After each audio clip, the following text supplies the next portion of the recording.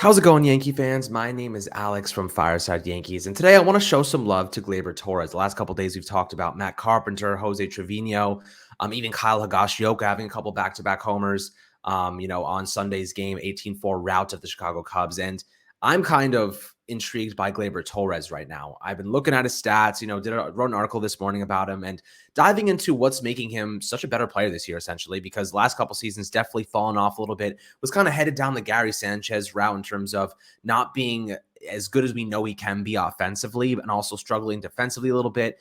Of course, Gary Sanchez was traded to the Minnesota Twins in a package deal that included Gio Urshela, and the Yankees got back Josh Donaldson, Isaiah Kiner-Falefa, and Ben Rortvedt. But Gleyber Torres has rejuvenated his career. I don't think he was in any harm of being traded anytime soon, but he definitely was brought up in a couple of conversations earlier this past offseason.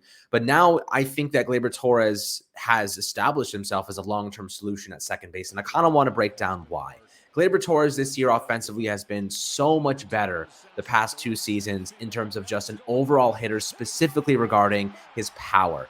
Right, so last year he hit 259 with a 33% on base rate and a 366 slugging percentage. He had 9 homers and 51 RBIs over 516 plate appearances. This year, over 202 plate appearances, Gleyber Torres is hitting 253, 30% on base rate, 500 slugging percentage.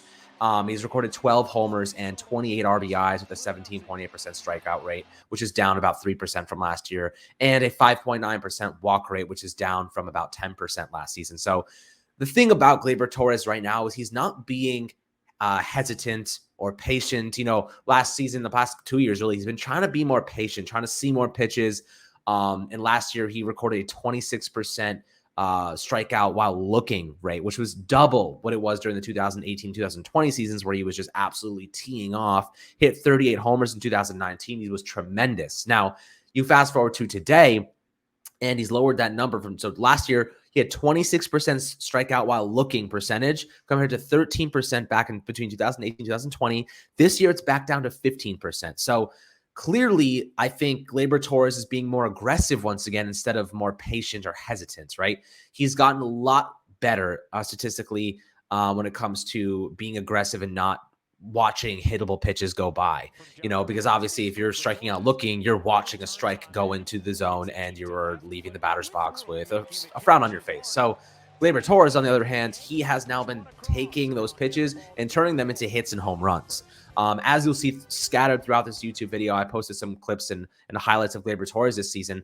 But one of the more interesting things about Gleyber Torres this year is his ability to hit to the opposite field. So out of his 12 home runs, 5 of them have been to left field and 7 of them have been to right field. So, Dylan Lawson, the Yankees hitting coach, has done a tremendous job taking advantage of that short right porch in Yankee Stadium. And Gleyber Torres has changed his fundamentals, his basis in the batter's box to open up his body, open up his hips, and have the ability to hit those balls to the opposite field where he has a better chance of hitting a home run. The short porch is 314 in right field, or really kind of the area he's hitting in is 385.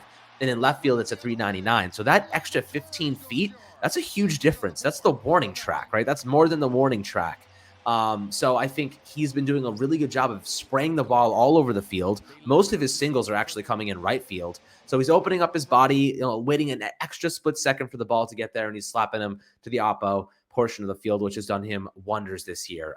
He's ranking in the 92nd percentile in average exit velocity, 89th percentile in hard hit percentage, and 93rd percentile in X slugging. If you look at his hard hit metrics to begin with, they are well above what they were last season. He has a career hard hit percentage right now of 48.4%, which is up about 13% from last season. A career high 11.1% battle rate. First time he's hit double digits in that category. And a 19.7 degree launch angle, which is up about 5 degrees from last year. He's getting a lot more angular benefits from his swing this year. And 92.1% exit velocity, which I said before is the highest in his career up to this point. So overall, as a hitter, he looks like a stud. He's been just unbelievably talented, unbelievably good, showing and looking like a long-term solution at second base. And the best part is the Yankees don't have to get rid of him or don't have to consider extending him until 2025 when he's a free agent, right? He's arbitration eligible in 2023 and 2024. They have 2 more years of team control. They don't have to decide on anything until then. So I think that's a huge benefit for Brian Cashman in terms of just locking down that second base position. Now, they have had kind of a issue, I guess you could say, in the infield in terms of how to get DJ LeMahieu involved, because I would say DJ is a better player than Gleyber Torres, just defensively and offensively combined. And I do want to discuss Gleyber Torres' increased defensive efficiency in just one moment. But DJ LeMahieu, when you have the whole infield health, you got Rizzo obviously at first base. You got Isaiah Connor for left at shortstop. He's the only one that can really hold down the shortstop spot at a high level. You have Josh Donaldson at third base. And then you have, DJ LeMahieu at second. So, where does Gleyber Torres fit into the mix here? Kind of pinch hitting. He could DH, I guess. But what I like to see is kind of DJ LeMahieu acting as that super utility man, just giving these guys days off. He can play first place, he can play the hot corner, and he can play second. Just keep giving these guys time off and, those days, just rest and mitigating fatigue. It's a long season. We're only about halfway through now. And the Yankees have a lot more to do and a lot more to accomplish. Or not even halfway through, I don't think. So there's a lot of baseball left to play, and they got to make sure that their guys are fully healthy, as we keep going here. They're about to start a 20-game streak of games on Tuesday against Tampa Bay, and then Toronto, and then Houston and Tampa again. So tough couple of series coming up. They need their guys healthy. That's where DJ LeMahieu comes into play. And you know what? Gleyber Torres' defense has really gotten me optimistic for the future at second base. They do have some guys like Oswaldo Cabrera in the minor league system that are capable of playing second, but I still think he's a little bit too young, a little bit too raw, but he's making his way pretty quickly. I think he'll be ready very soon if he is not included in a trade package. I don't believe he will be. But, when you're looking at Gleyber's defensive metrics, he's recorded a .984 fielding percentage this year. The average at second base this season is a .981. So that's a pretty damn good indication that Gleyber Torres has taken a big step forward defensively. He has been successful at second base in the past. He had a .986 fielding percentage last year, but only over 169 innings. So this year, he's at a bigger sample size, equally as good.